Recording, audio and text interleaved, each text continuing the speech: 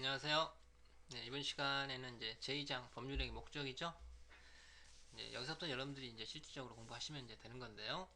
네, 법률행위 목적은 두 가지 파트로 되어 있죠. 첫 번째는 이제 목적에 대한 효력 요건 공부하시는 거고, 두 번째는요, 법률행위 해석. 예, 이렇게 두 가지 이제 내용으로 되어 있는데, 법률행위 목적은 한 두 문제 정도 출제된다고 생각하고 이제 공부하시면 될 것 같네요. 예, 보죠. 법률행위 목적. 어, 여러분들 이제 여기서부터 책 읽다 보시면 이제 법률행위라는 용어가 이제 계속 많이 나올 텐데요. 법률행위라는 개념이 좀 추상적이죠. 그래서 저번 시간에 법률행위를 수와 방향에 따라서 단독행위, 계약, 합동행위 이렇게 나눠졌었죠.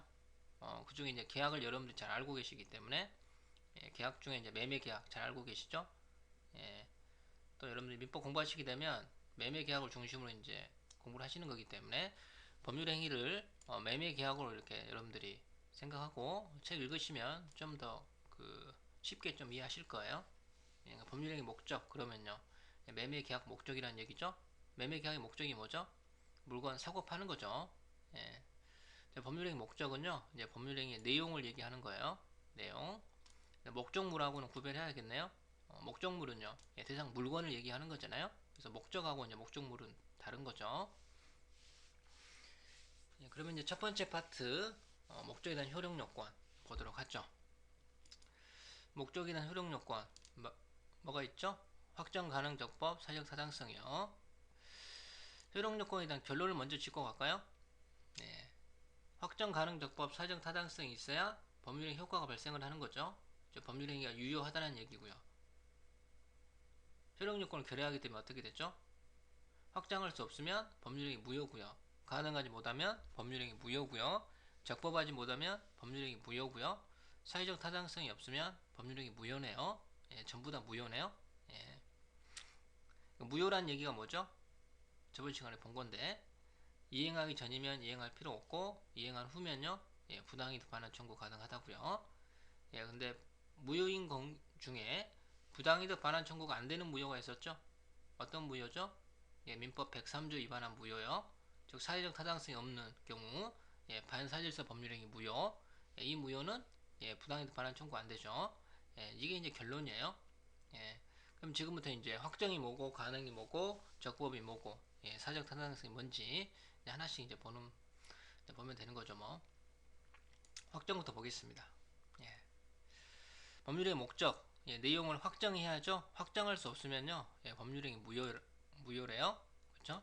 그래서 확정은 여러분들이 이제 이 박스 이제 판례만 기억하시면 되는데 매매 계약의 목적 내용 중 가장 중요한 게 뭐죠? 매매 목적물하고 대금이겠죠. 예.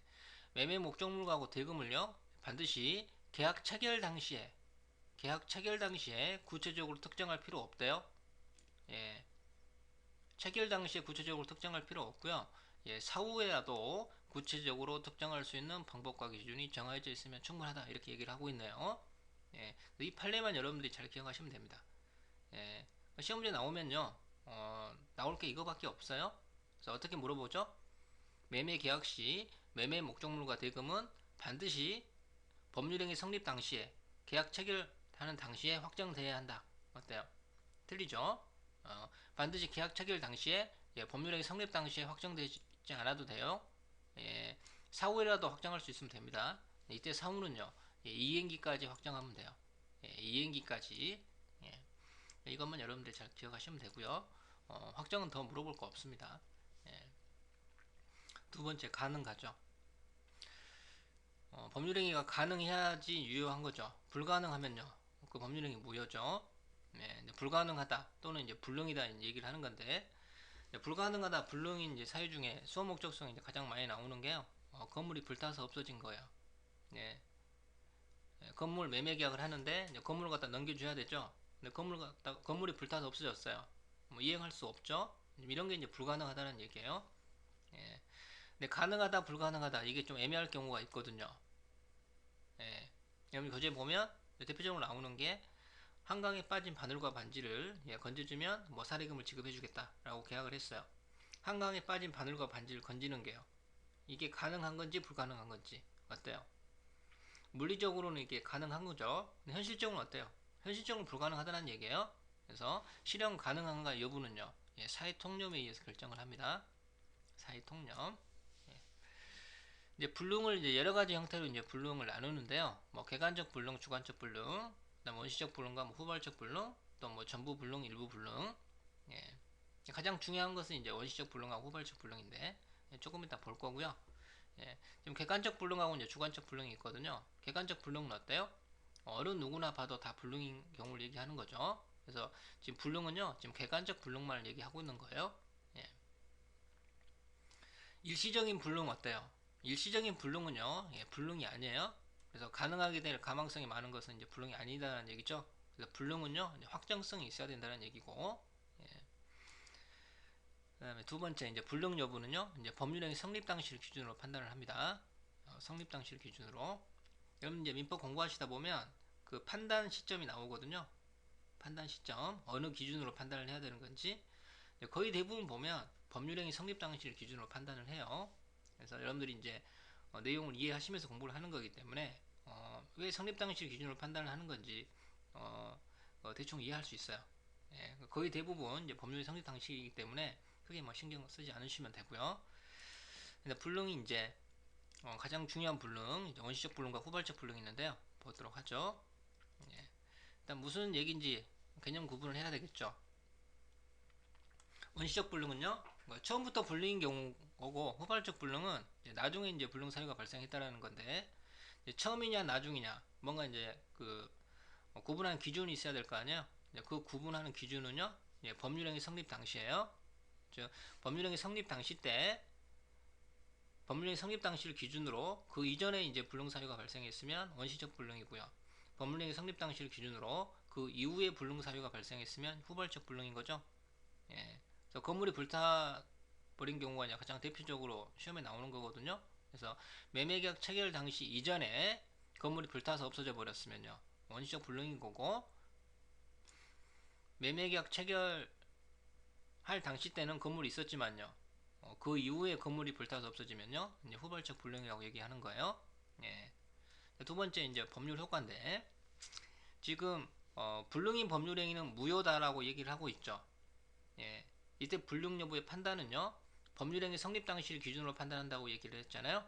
예. 원시적 불능은 어때요? 매매계약 체결할 당시 불가능한 거죠. 그래서 원시적 불능은 무효예요.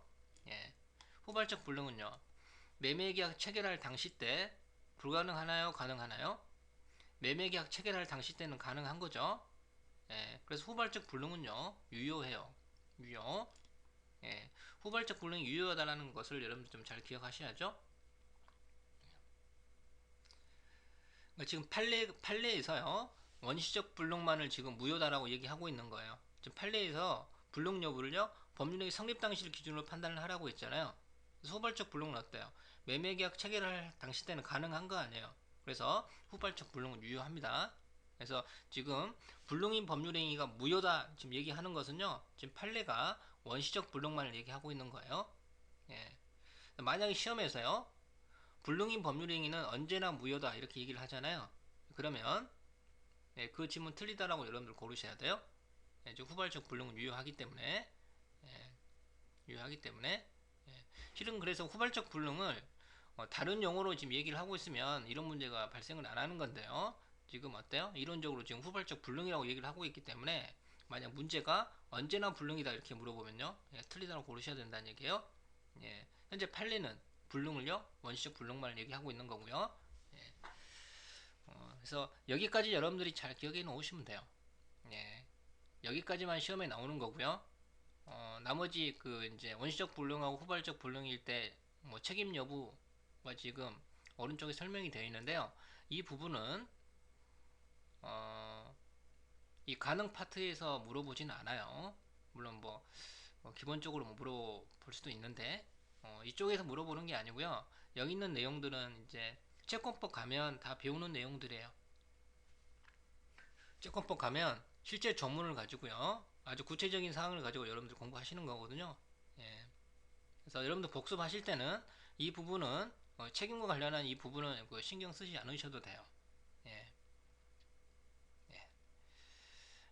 이런 부분은 채권법 가면 이제 몇 시간에 걸쳐서 이제 공부를 하는 것들이거든요. 여러분들 아주 자세하게 공부를 하는 거기 때문에 나중 공부하게 되면요, 이 정도 이제 내용들은 뭐 이제 뭐 아주 기본적인 사항들이거든요. 예. 그런데 저는 좀 설명을 좀 드리려고 하거든요. 예. 자, 설명을 드리려고 하는 이유는 여러분들이 이 부분을 이해를 해야 되기 때문이 아니고, 이러한 내용들을 여러분들이 한 번 정도는 좀 들어보실 필요가 있어요. 예. 향후 공부하는데 뭐 직접적으로 도움은 되지 않더라도 한 번 정도는 이렇게 들어보는 게, 민법이 이런 거 공부하는구나, 좀 알고 있을 좀 필요가 있기 때문에요. 뭐 지금 당장 알 필요는 없지만 좀 설명을 드리고 갈게요. 예. 그래서 여러분들이 뭐 이해되는 정도 수준까지만 이해하시면 돼요. 예. 원시적 불능, 후발적 불능 뭐 생각하지 말고 한번 들어보시죠. 예. 여러분 이제 채권법에 가면, 채권법은 이제 채권 채무 관계를 배우는 거거든요. 예. 매매 계약 이런 게 이제 채권 채무 관계예요. 예. 제1장 이제 총칙에 가면, 채권법 제1장 총칙이 이제 현재 중개사 시험범위 있지는 않는데요. 이 정도는 여러분들이 이제 나중에 공부하시는 거거든요. 예. 제1장 총칙에서 이제 가장 중요한 내용은요, 채권 채무 관계에 있어서 채무자는요, 채무를 이행을 해야 돼요. 예. 이 채무를 이행하지 않으면요, 채무를 이행하지 않는다는 얘기가 채무 불이행이라고 하거든요. 채무 불이행. 예. 채무 불이행이 있게 되면 뭔가 책임을 집니다. 책임을요. 예. 이때 책임 중에 가장 대표적인 게 이제 손해배상 책임이겠네요. 채권 채무 관계에 있어서 채무자가 채무를 갖다 이행하지 않으면, 즉 채무 불이행이 있게 되면요, 예, 손해배상 책임을 지는 거거든요. 그러니까 반대로 얘기하면요, 채권자는 상대방의 채무 불이행을 이유로 해서 손해배상 청구를 할 수 있다는 얘기예요. 손해배상 청구를, 이때 손해배상 청구를 할 때는요, 예, 상대방의 고의가실이 있어야 돼요. 채무 불이행이 있게 된 고의가실이 있어야 되거든요. 고의가실이 있다는 얘기는 규칙 사유가 있다는 얘기예요. 예, 뭐 고의가실, 규칙 사유, 뭐 이런 얘기는 뭔가 잘못했다는 얘기죠. 예, 이게 이제 제1장 총칙에서는 가장 중요한 내용이에요. 채권 채무 관계에 있어서 채무자가 채무 불이행이 있게 되면 손해배상 책임이 있다라는 거. 예. 뭐 2장 여러분들이 이제 계약 파트 이제 들어가시게 되면 또 여러 가지를 또 배우시게 되는데, 중에 또 가장 또 중요한 포인트가 되는 게요, 계약 해제를 여러분들이 이제 공부를 하시게 되는 거거든요. 계약 해제. 예. 계약을 해지한다는 얘기는 저번 시간에 그 취소 잠깐 얘기했었죠. 그 취소랑 비슷해요. 취소. 그러니까 똑같이 이제 법률의 효과가 발생하지 않는 거거든요. 예. 그 취소는 어때요? 저번 시간에 본 게, 일단 취소하기 전까지는 일단 유효하고요. 취소하면 소급적으로 무효가 되죠. 해제도 비슷합니다.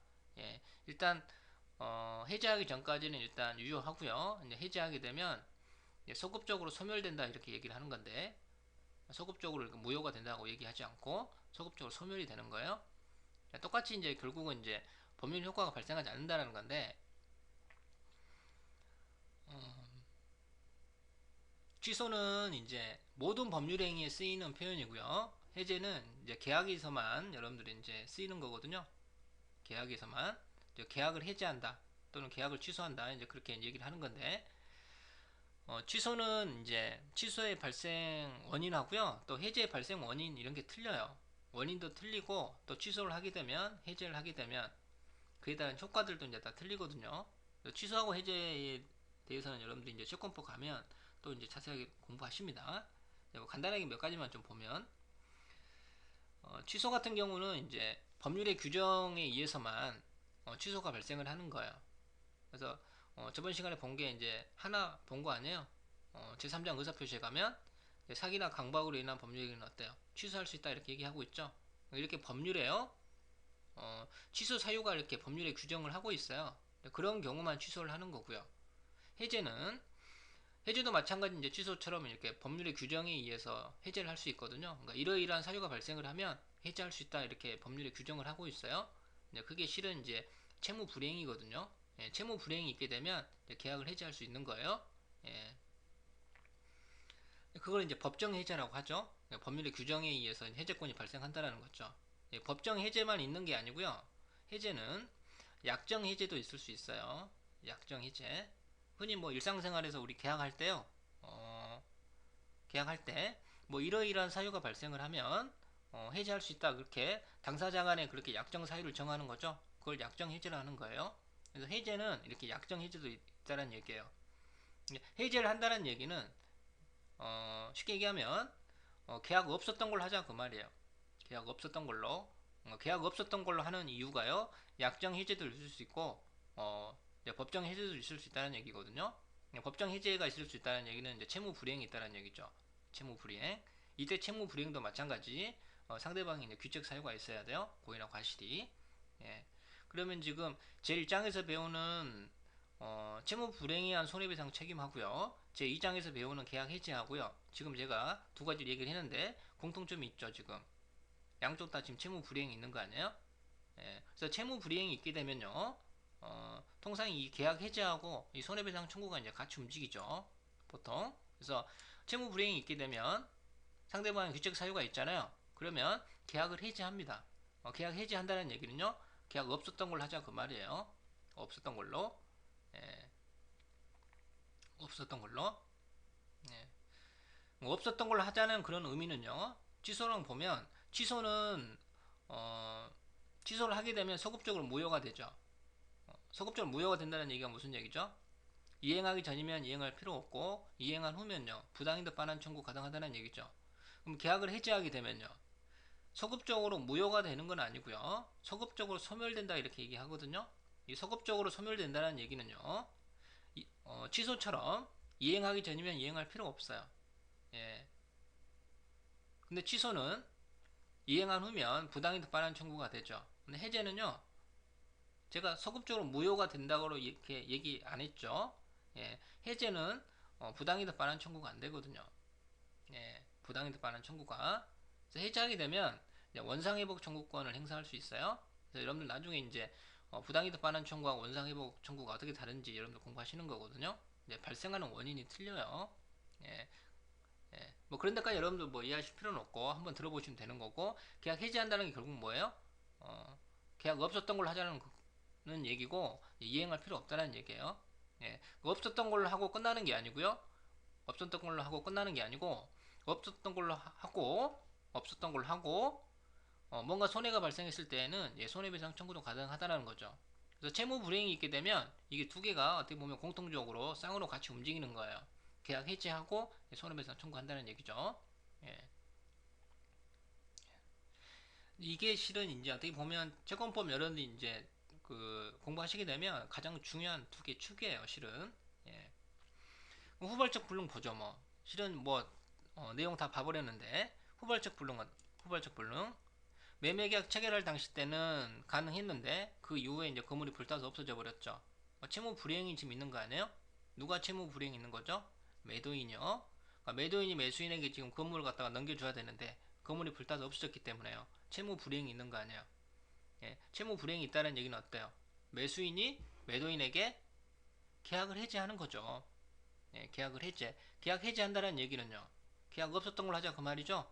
예, 없었던 걸로 하고요. 또 손해가 발생했을 경우에는 매수인이 매도인에게 손해배상 청구한다는 얘기죠. 예, 실은 이제 가장 중요한 초점은 어디에 있는 거냐면요. 지금 유효라는 거에 있었잖아요.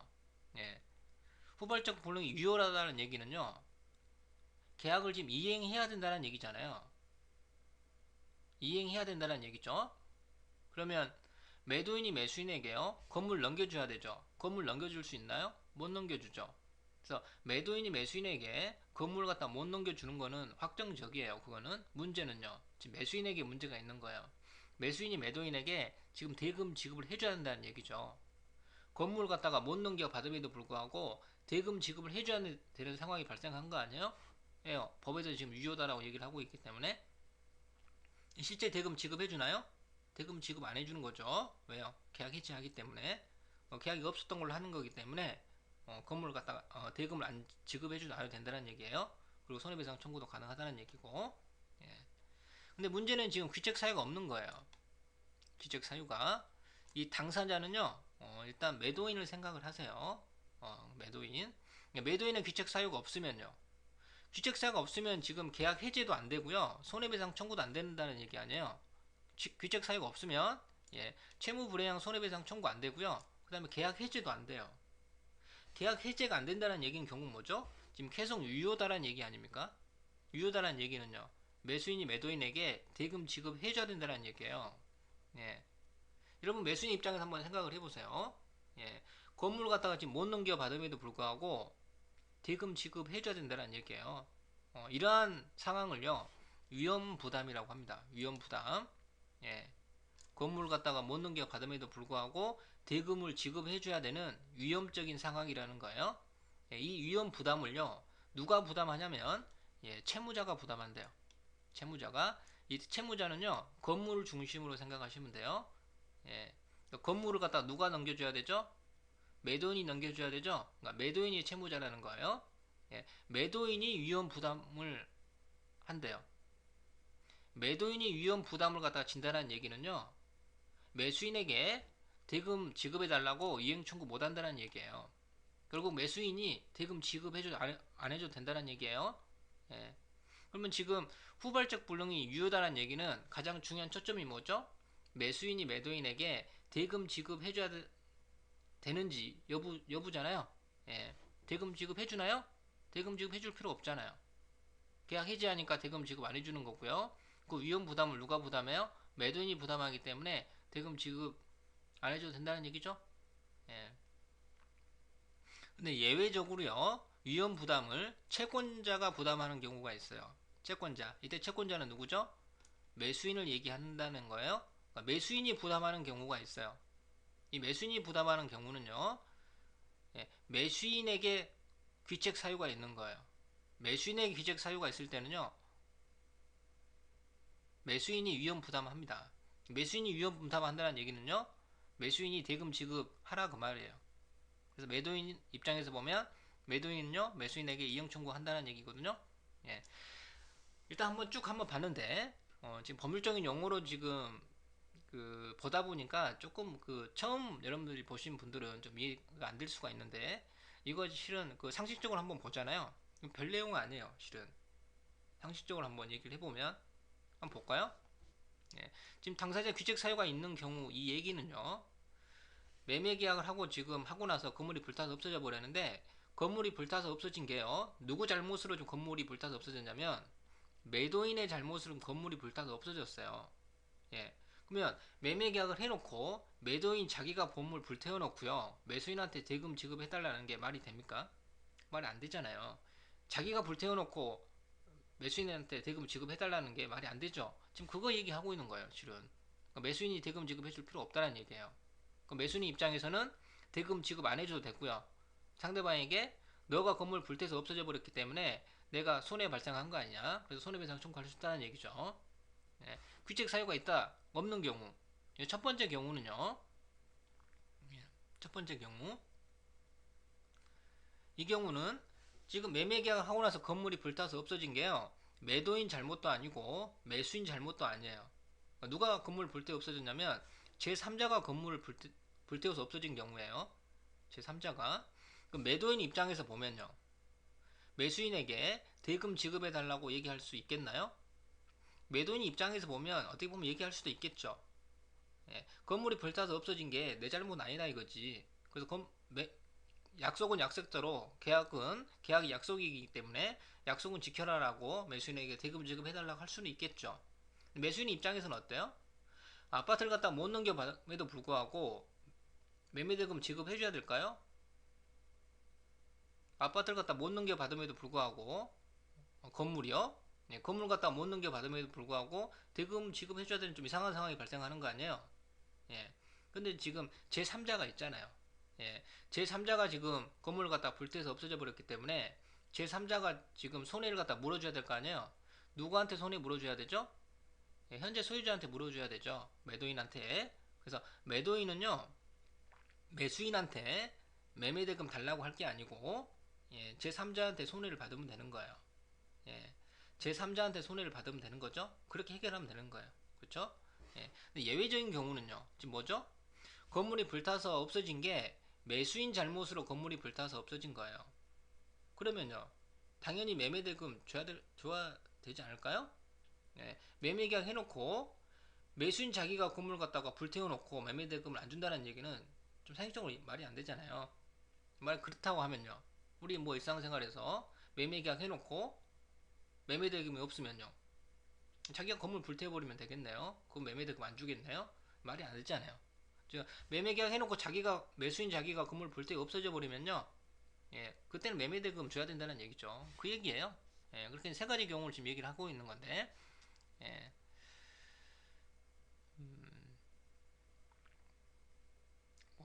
뭐 이해 안 되셔도 크게 뭐 상관은 없습니다. 예, 대충 뭐 이런 얘기 한번 들어보시는 게 필요한 거고요. 예, 지금 후발적 불능은요, 지금 두 가지 측면에서 지금 얘기를 하고 있는 거예요. 첫 번째는요, 법률행위가 성립이 됐으면 그 성립된 법률행위가요, 효과가 발생을 할 건지 효과가 발생 안 할 건지 일단 보는 거예요. 여러분 이제 계약을 중심으로 공부를 하는 거기 때문에 계약을 이행을 해야 되는 건지 안 해야 되는 건지, 즉 이행 여부를 본 거고요. 두 번째는요, 이행하면 끝인가요? 이행하지 않으면 끝인가요? 그게 아니고요. 이러한 과정에서 뭔가 손해가 발생했을 경우에요, 예, 상대방에게 손해배상 청구 가능할 건지, 즉 책임 여부를 보는 거예요. 그래서 첫 번째 이제 이행 여부를 봐야 되고요. 예, 두 번째 책임 여부를 보는 거예요. 그래서 실은 이 두 가지 초점이 여러분들 민법 공부하시면서 가장 두 가지 축이에요. 실은 중요한. 예. 원시적 불능도 그렇게 봐야 되겠죠. 원시적 불능이에요. 첫 번째 이행 여부를 봐야죠. 예. 이행 여부.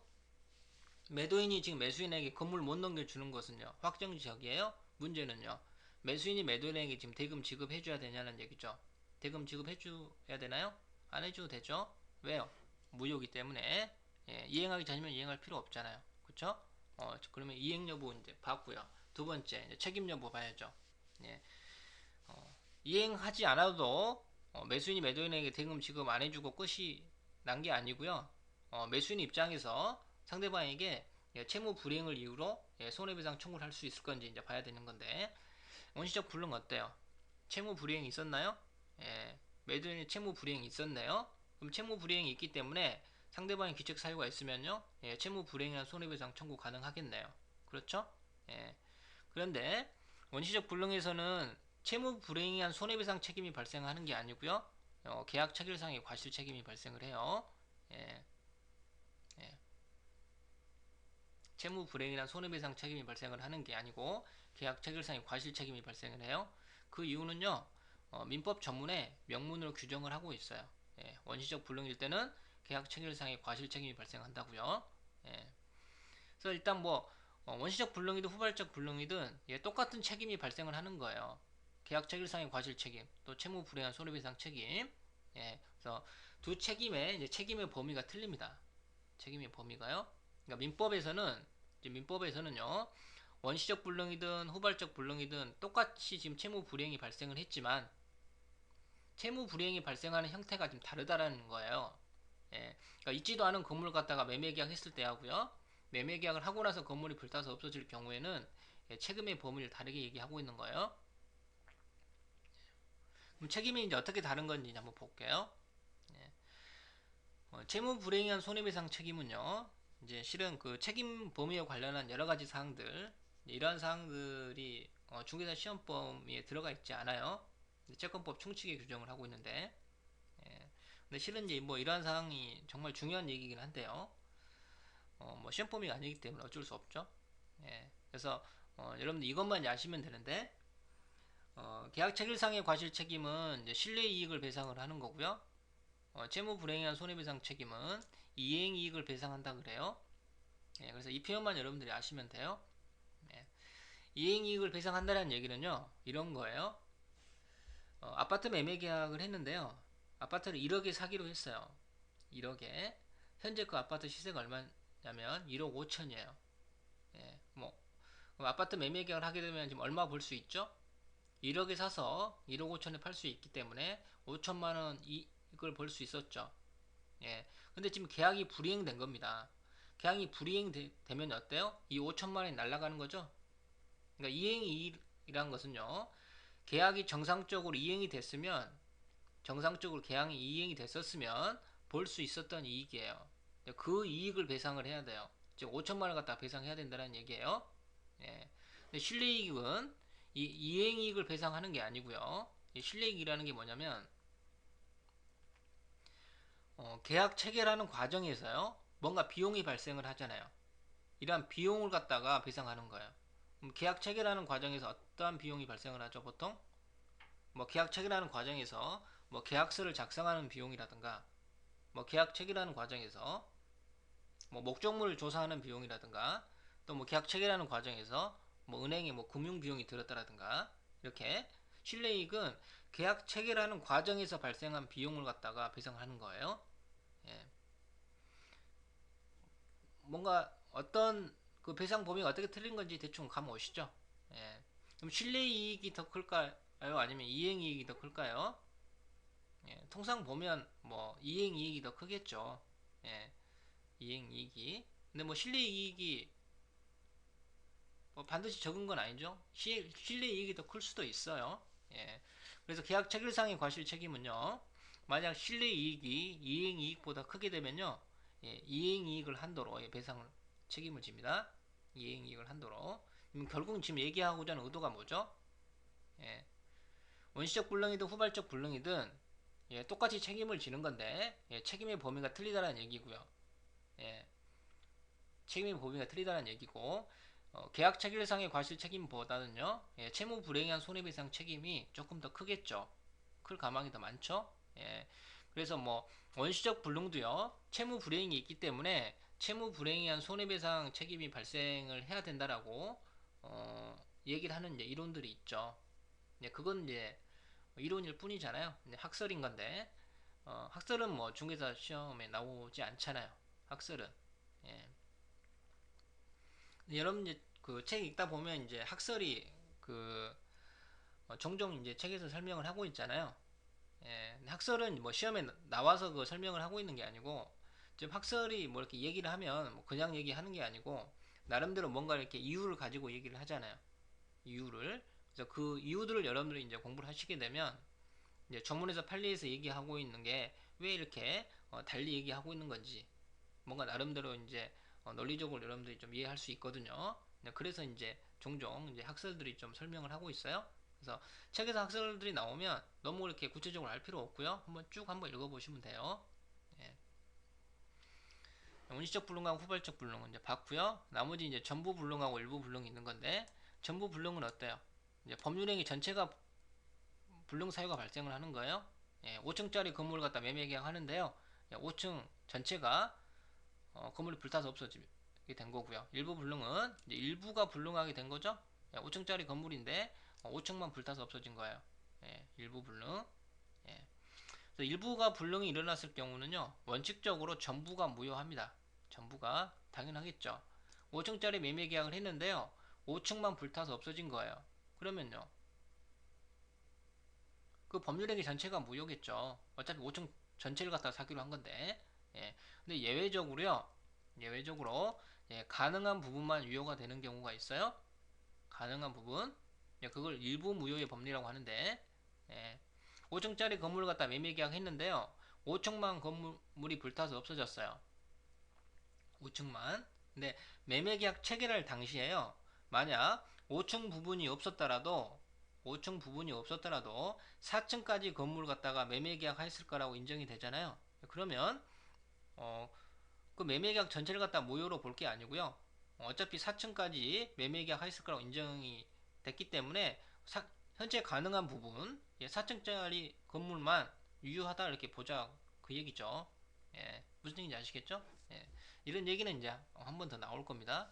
예, 마지막 하나 남았는데 단 유상계약의 경우는요. 유상계약의 경우는 예, 가능한 부분만 유효로 지금 얘기하지 않고요. 예, 전부 유효래요. 예, 그리고 담보 책임이 간다라고 설명을 하고 있네요. 예, 조금 뭐 쉽지 않은 표현인데요.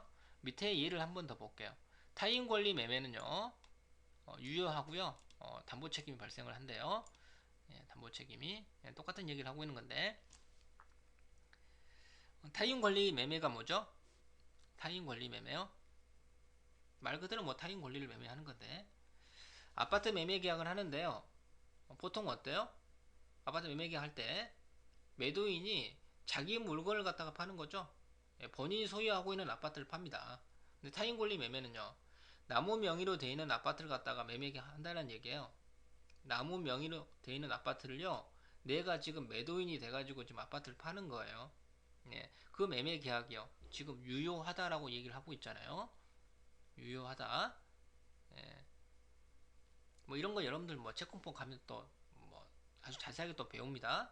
예, 지금 유효하다라고 지금 얘기를 하는 얘기는요, 예, 계약이라는 것은요, 이행만 해주면 되는 거죠. 그러니까 계약 자체가 어떤 결과론적 행위가 아니잖아요. 그러니까 이행만 해주면 되는 거죠. 즉, 나무 명의로 된 아파트를요, 매매 계약했다 하더라도요, 이행만 해주면 되는 거 아니에요. 어떻게 이행해주면 되나요? 본인이 사서 넘겨주면 되죠. 예, 본인이 사서 매수인한테요, 이행기까지 넘겨주기만 하면 돼요. 그래서 일단 타인 권리 매매는요, 일단 유효해요. 그러니까 일단 유효하다는 얘기가 그 정상적인 유효하고는 틀리잖아요. 그래서 실은 후발적 불능 유효하고 비슷한 개념이에요, 실은. 그러니까 후발적 불능 유효가요, 일단 유효하다고 보고 어때요? 계약을 해지하거나 뭐 그렇게 됐었죠. 실제 그 계약을 이행해야 된다는 그런 건 아니죠. 이 지금 타인 권리 매매도 마찬가지예요. 타인 권리 매매도 일단 유효하다는 거죠. 즉 나무 명의로 된 아파트를 갖다 매매 계약했으면요, 본인이 사서 넘겨주면 된다는 거예요. 그래서 일단 유효하다고 보고요. 유효하다 보고 매도인은 본인이 나무 명의로 된 아파트를 사서 넘겨줘야 되죠. 예, 사서 넘겨줘야 될 그 책임을요, 담보 책임이라고 합니다. 그러니까 나무 명의로 된 아파트를요, 본인이 사서 넘겨줘야 돼요. 그러한 책임을 담보 책임이라고 해요. 그래서 일단 타인 권리 매매는 일단 유효하다고 얘기하는 거예요. 예, 유효.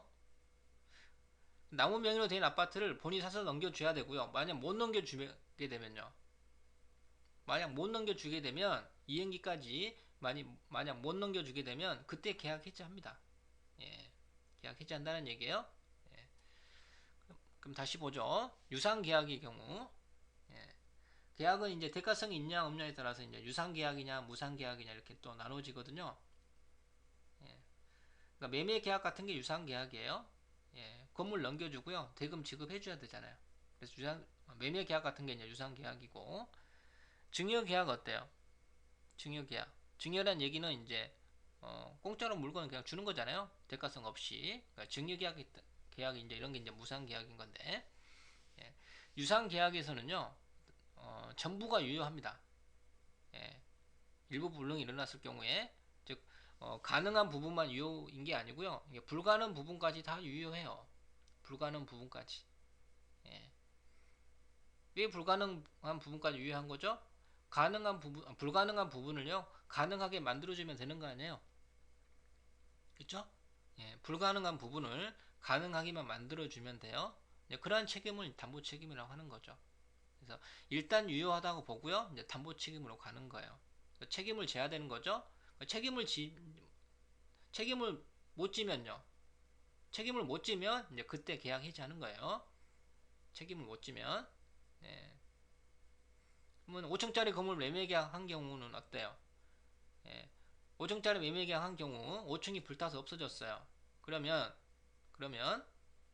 예. 5층 부분이 없다 하더라도요, 일단 다 그 법률행위 전체에 일단 유효하다고 보고요. 예, 유효하다고 보고 5층짜리 건물을요, 이거 불가능한 부분을 어떻게 가능하게 해주죠? 이거는 뭐 불가능한 부분을 5층짜리 다시 뭐 지어서 넘겨주라는 그런 얘기는 아니고요. 5층짜리 건물이 없어졌기 때문에 대금 감액하겠다는 거죠. 대금 감액하겠다는 거고, 또 뭐 계약을 해지할 수 있다는 그런 얘기거든요. 예, 그러니까 담보 책임에 있어서는 여러분들 채권법 가면 또 자세히 배웁니다. 아주 중요하게 공부하는 거거든요. 대충 이제 이런 의미예요. 그래서 뭐 책임과 관련한 부분 쭉 봤는데, 이러한 얘기들은 뭐 이해 안 되신 사항들이 뭐 있을 수 있는데, 대충 뭐 그런 같다라고 한번 이렇게 들어 놓으시면 돼요.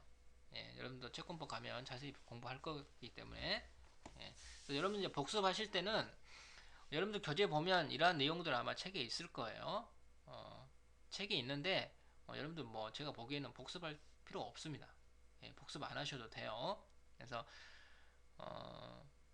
원시적 불능만 무효고 후발적 불능은 유효다라는 거, 이것만 이제 여러분들이 좀 알고 계시면 되겠네요.